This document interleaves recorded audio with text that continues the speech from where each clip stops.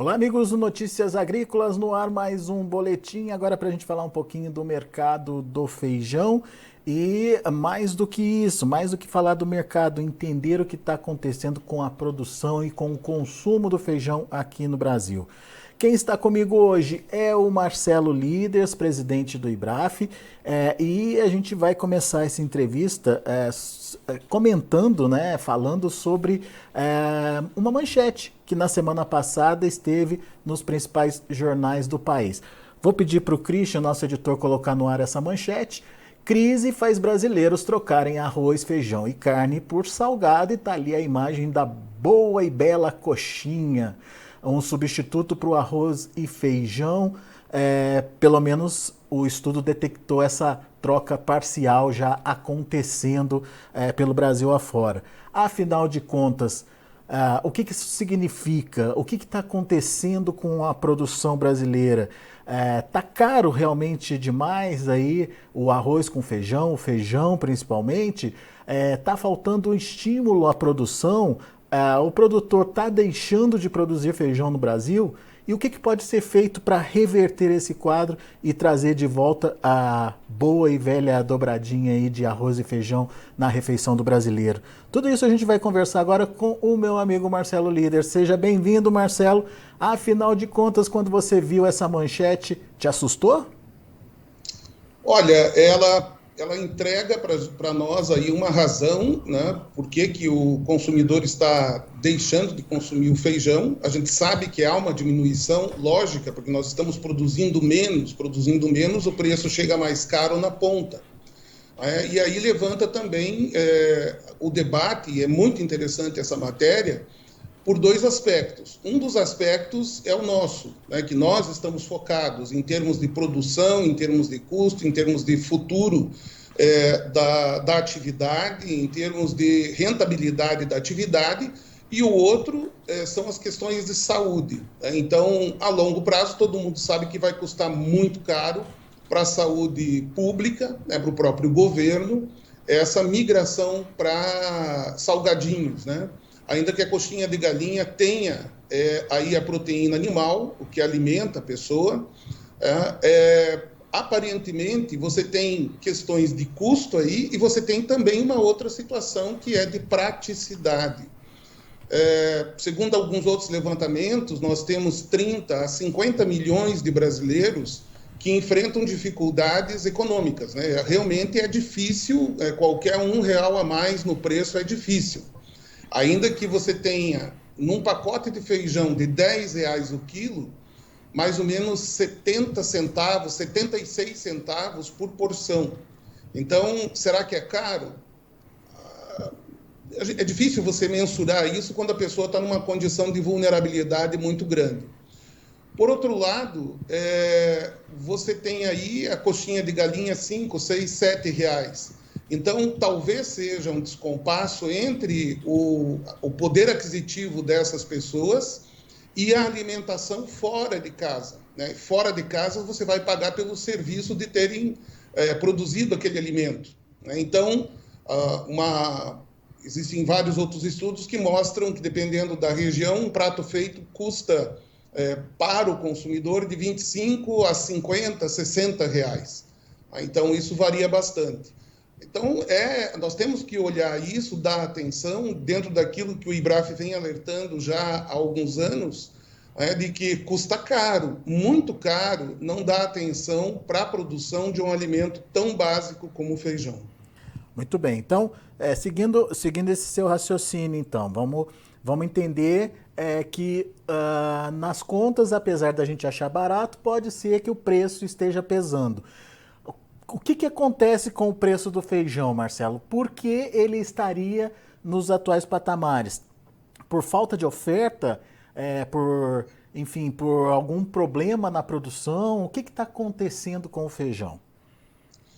Nós temos uma produção per capita, né? E a gente tem insistido sobre isso na administração anterior da Conab, e mesmo da Secretaria de Política Agrícola do Ministério da Agricultura, em várias circunstâncias. Nós chamamos a atenção de que é lógico que você vai ter uma queda no consumo per capita se você tem uma produção per capita menor.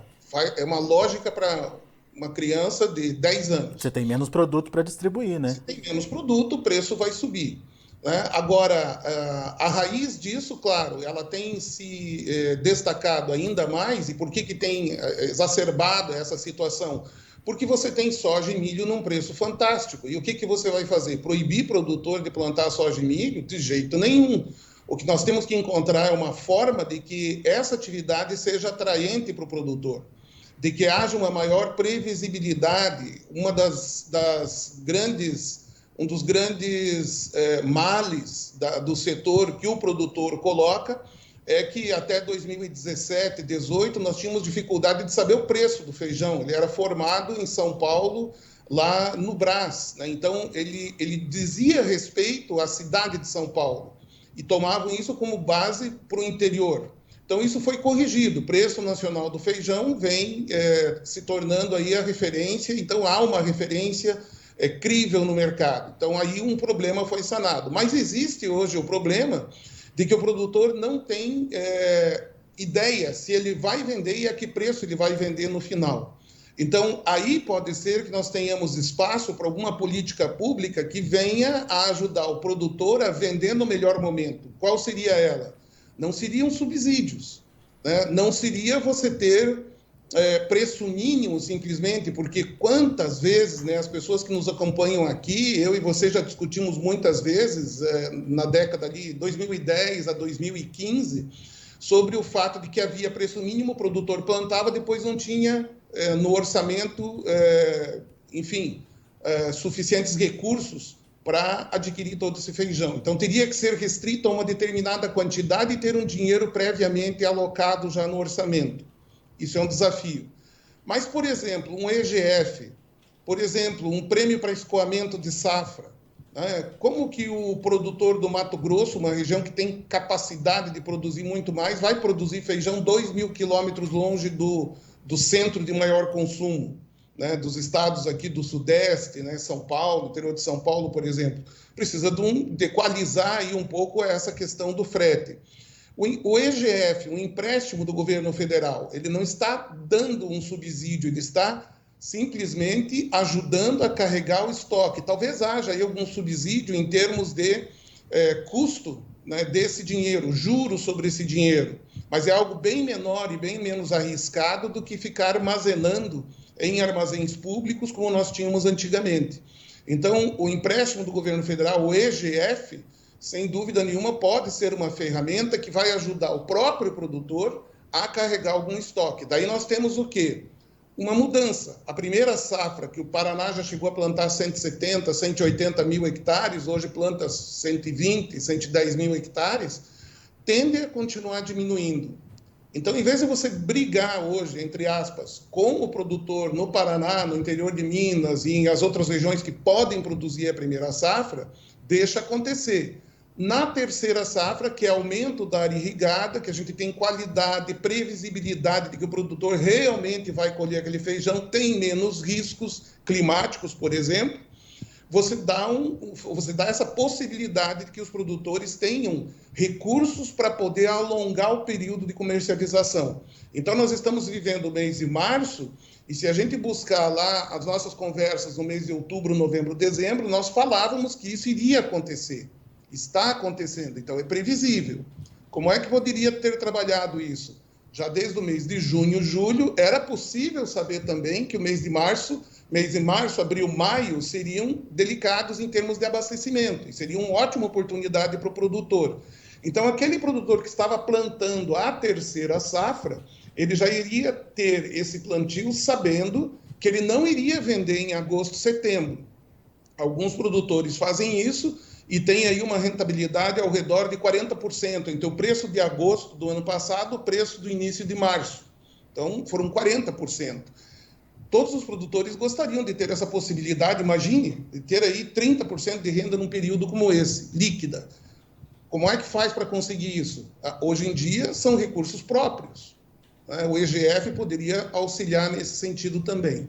Então, essas são algumas das sugestões que nós estamos aí trabalhando dentro de um núcleo que está sendo formado, está em formação, entidades estão sendo convidadas a participar, e o núcleo duro dessa iniciativa está o IBRAF, o Conselho Brasileiro do Feijão, a CNA, Câmara Setorial. E a Câmara Setorial, né, que isso aí tudo passa pela Câmara Setorial. Então, é preciso entregar sugestões para o governo. Simplesmente denunciar, simplesmente falar, que horror, agora estão comendo coxinha de galinha e tal. Não, nós temos que dar solução, né? As pessoas que estão lá em cima, elas precisam de sugestões que entreguem resultado, né? Ô Marcelo, eu entendi então que uma política de estímulo à produção precisa ser formulada aí num primeiro momento apoiando o produtor com recursos, com dinheiro. Mas como é que faz para tornar essa safra atrativa, ou esse tipo de produção, a cultura atrativa para o produtor? Já que a gente está vendo, como você bem lembrou, resultados muito positivos para soja e milho. Ganhando em produtividade, ganhando em diversificação de feijões, procurando novos mercados, enfim, como é que a gente estimula esse produtor aí? A primeira coisa é lembrando, né, isso não é o produtor, né, mas lembrando o gestor público, né, as pessoas que têm o dever de pensar sobre isso, é que a soja tem sido um mercado fantástico, temos que continuar aproveitando. Porém, lembrando que a China busca se tornar menos vulnerável em termos de produção de soja. O último número que eu vi era alguma coisa, passar de 17% do consumo de soja produzida na China para 40%. Então, a pergunta começa a ser, as coisas mudam muito rapidamente pelo mundo afora. Se acontece alguma coisa na área da soja, né, der um espirro à China, cai duro o Mato Grosso, cai duro o Brasil. O nosso agro depende muito da soja. Legal, vamos continuar dependendo, vamos aproveitar. Porém, em paralelo, é necessário que se desenvolva uma política de médio e longo prazo para outras culturas. Nós temos centenas de outras culturas. O feijão é só mais uma. É importante, mas é só mais uma. E o que é importante para esse setor? Importante que a pesquisa continue. Cadê a iniciativa privada na produção de conhecimento, na produção científica, na pesquisa e no melhoramento? Ela está ausente. Por quê? Porque não tem como você ter resultado disso. Você tem a pirataria, né? A Embrapa luta com isso, o IAC também, a TAA, a única empresa privada, né? Um herói, o doutor Menezes, lá com o Dama.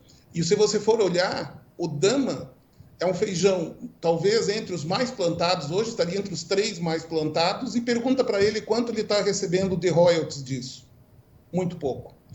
E mais o IDR no Paraná. Então, nós precisamos criar condições de que essas instituições continuem a pesquisa e que a iniciativa privada também entre e acelere a pesquisa para a adaptação das mudanças climáticas, para a adaptação de novas pragas, enfim, para condições de determinados locais do Brasil que podem produzir, mas não têm uma semente específica para aquela região. Isso é muito importante. Hoje, lembrando, hoje a semente que nós temos, ela é baseada na média da produção dos testes.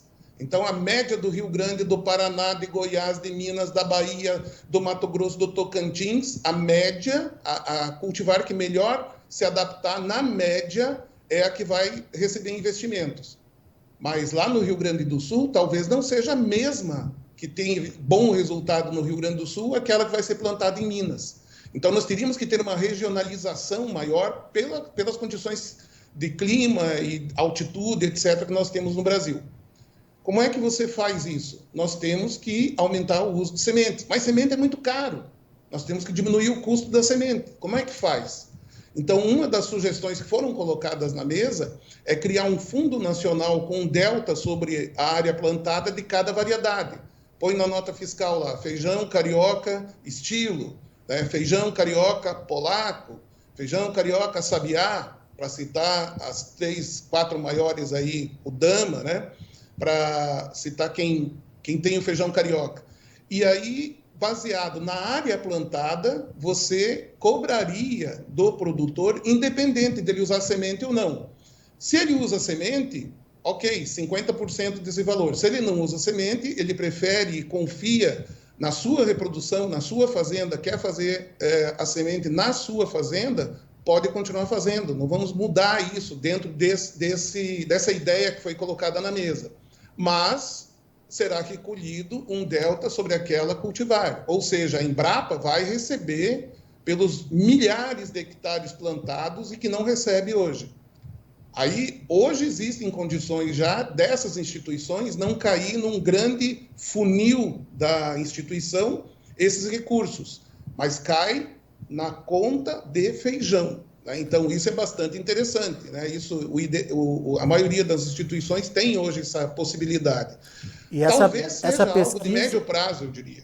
Ô, Marcelo, essa pesquisa teria que se focar em melhora de produtividade para o feijão?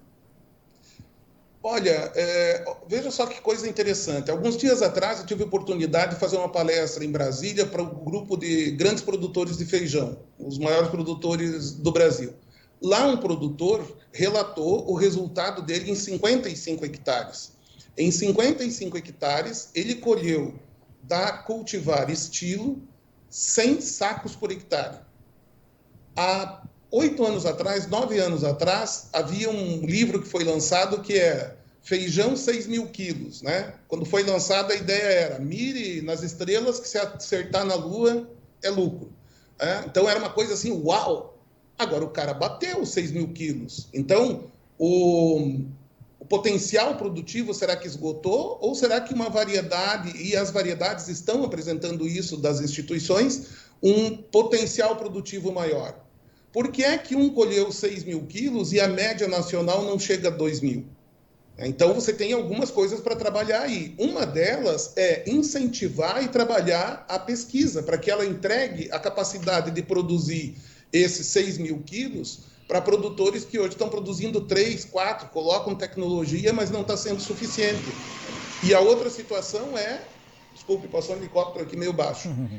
E a outra situação é que ela seja acessível. Também não adianta você ter semente... Hoje, o preço de semente de calpi no Mato Grosso, segundo os produtores, está impedindo que haja plantio dessa safra que estaria sendo plantada agora. Um dos motivos de não estar sendo plantada, de diminuir a área de calpi que poderia ser exportado aí durante o ano, é porque a semente está muito cara. O produtor tem razão? Tem. Ele coloca na planilha, você vê. Matematicamente, é verdade.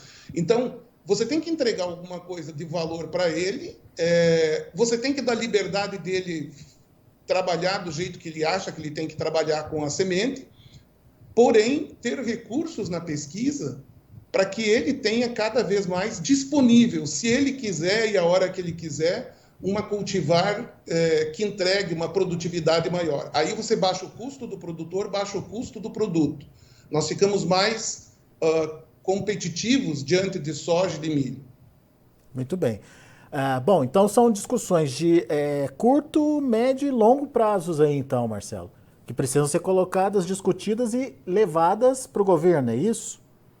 Exato. E eu convido todo mundo que está assistindo, né, são milhares de pessoas, que contribuam no IBRAF. Mande um e-mail, marcelo@ibraf.org, nós vamos encaminhar as sugestões que vocês trouxerem. Né? A gente sabe que uma boa política acontece ouvindo todo mundo. Então, ou através da CNA, do seu sindicato, coloque lá suas sugestões e vamos juntos construir isso. É de interesse meu, seu, do produtor, do bancário que está no centro de São Paulo, de todo mundo, né? De que o feijão esteja presente na mesa dos brasileiros no que depender de preço. Aí tem as questões de praticidade, de vida corrida, aí é uma questão de opção né, da pessoa. Aí é outra coisa. Boa, Marcelo. Tem uma pergunta aqui do Renato Lourenção. Bom dia, sou da área de supermercados, varejo em Bauru, aqui no interior de São Paulo. Tenho uma demanda mensal. Ele quer saber como faz para proteger o consumidor nesse momento, Marcelo. Disponibilizando para ele e enfatizando para esse consumidor que, em termos nutricionais, e veja bem, nesse momento nós temos que conversar com esse consumidor, transmitir para ele, comunicar para ele, através das mídias que atingem a ele, das rádios locais, enfim, aquilo, ou dos formadores de opinião, os youtubers e tudo mais, que existem outros feijões. Pode ser que ele não goste tanto do feijão preto, mas o feijão preto está 30%, 40% abaixo do feijão carioca. Então, talvez ele não possa consumir agora o feijão carioca que ele prefere, mas ele não vai nutricionalmente ter que abrir mão do feijão e vai ter isso com um custo mais baixo. Existe um outro feijão, eu citei o calpi há pouco, né, mas ainda tem calpi com preço muito bom no Brasil. É disponibilizar cada vez mais conhecimento para esse produtor de como que ele pode ter uma refeição com feijão calpi, quais são as características e quais são as receitas. Esse feijão também vai nutrir ele pelo mesmo tempo que o feijão carioca nutre. Substituto de feijão não é a coxinha de galinha. Substituto de feijão é feijão. Né? Nós temos que aproveitar agora e passar esse período que nós temos aí, que é até o mês de maio. No mês de maio, esperamos que tudo corra bem com a safra e nós tenhamos uma entrada maior de feijão. E depois, convido também esse ouvinte, o varejista, entre em contato conosco também. Nós temos a máxima necessidade de conversar com os varejistas sobre esses momentos, inclusive antecipando para eles o que é que vai acontecer no mercado, para que eles possam ter ações preventivas, já começa a trabalhar antecipadamente, não serem pegos no contrapé, de repente de um mês para o outro explode o preço do feijão, ele nem tem certeza se isso realmente está acontecendo. Então, esse supermercadista que está ouvindo agora, que está acompanhando agora, mostra uma disposição e a importância que tem o feijão em milhares de produtos que ele tem dentro do supermercado no seu negócio. Então, é um negócio nosso, que interessa a todos. E até nessa briga contra a coxinha, né, Marcelo? O supermercado tem um papel fundamental no estímulo ao consumo também, no final das contas, né? Comer uma coxinha, cá entre nós, eu que sou gordinho, não posso falar que é ruim, tá? Coxinha bem feita, gente, feita por essas senhoras que têm a habilidade de fazer. Mas ela não é um substituto da refeição principal na hora do almoço. Ela pode ser ali pelas 4 horas da tarde, aquela roncadinha da barriga. Né? Então, é mais ou menos por aí. E, lembrando, quem substitui totalmente por lanches, a sua saúde vai pagar, e vai pagar caro com isso. Converse com as pessoas na periferia ou pessoas que têm poder aquisitivo menor, elas estão comendo mal, e observe a quantidade de doenças que estão surgindo nas pessoas com quem você conversar, nas famílias. Legal. O Renato estava ouvindo, agradeceu o retorno e ele está pedindo o seu contato, Marcelo. Como faz para falar com você, com o Marcelo? 041, ó meu WhatsApp aí, 041 99985 4433. Vamos repetir? 041 99985 4433. E o e-mail, você passou um e-mail também, Marcelo. Reforça o e-mail. marcelo@ibraf.org. marcelo@ibraf, de Instituto Brasileiro do Feijão.org.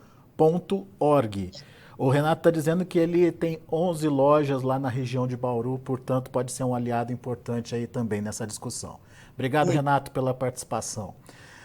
Bom, Marcelo, só para a gente finalizar então essa discussão, como é que está o feijão, como é que estão os preços e quais são as perspectivas aí para a cotação daqui para frente?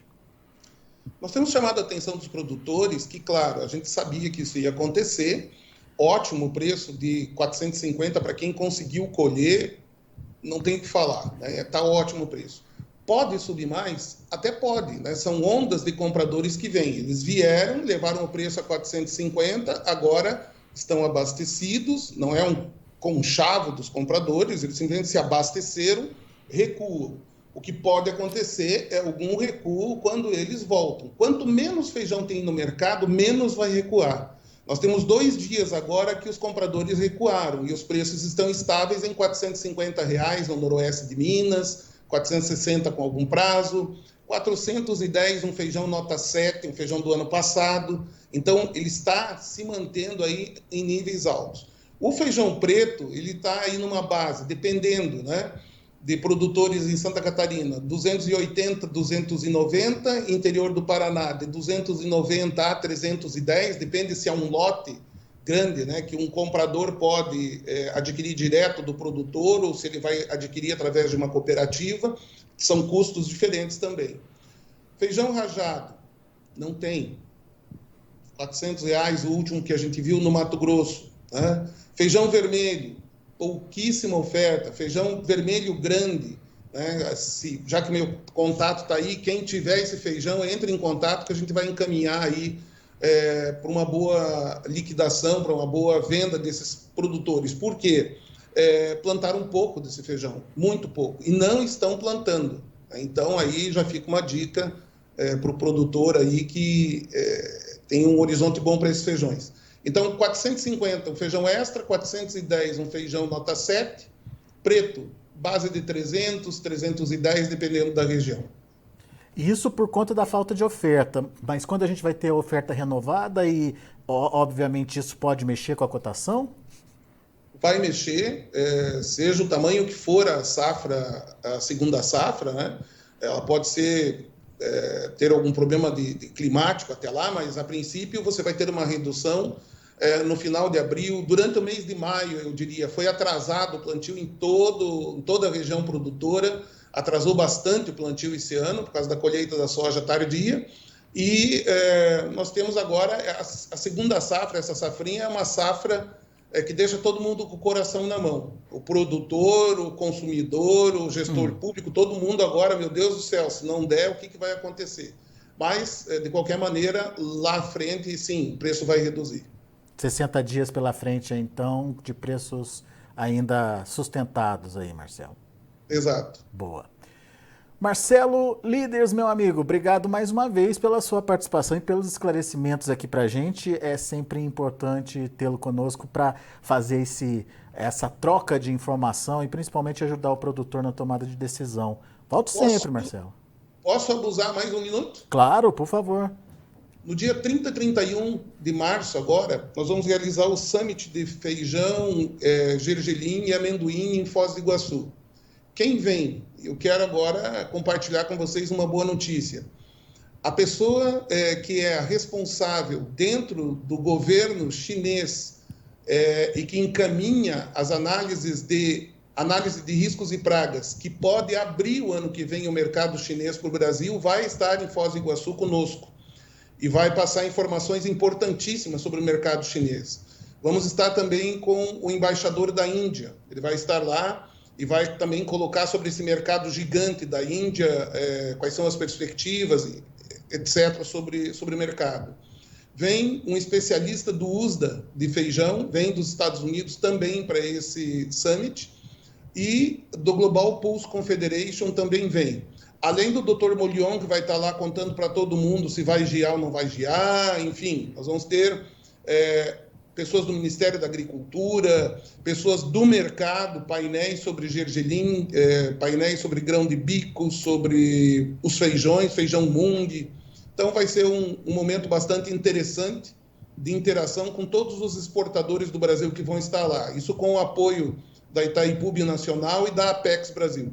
Legal. Fica o convite, então, 30 e 31, lá em Foz do Iguaçu. É isso, Marcelo? Foz do Iguaçu. Muito bem. Tem algum lugar que o pessoal possa ter mais informação? Tem um site de divulgação?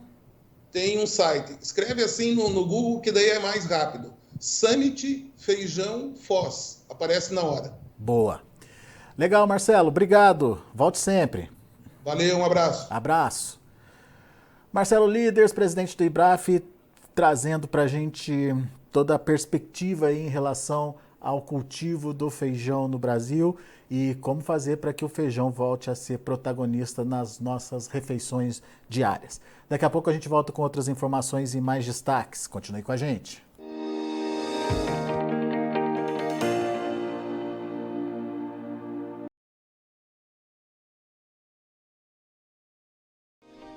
Se inscreva em nossas mídias sociais. No Facebook, Notícias Agrícolas. No Instagram, @Notícias Agrícolas. E em nosso Twitter, @Norteagri.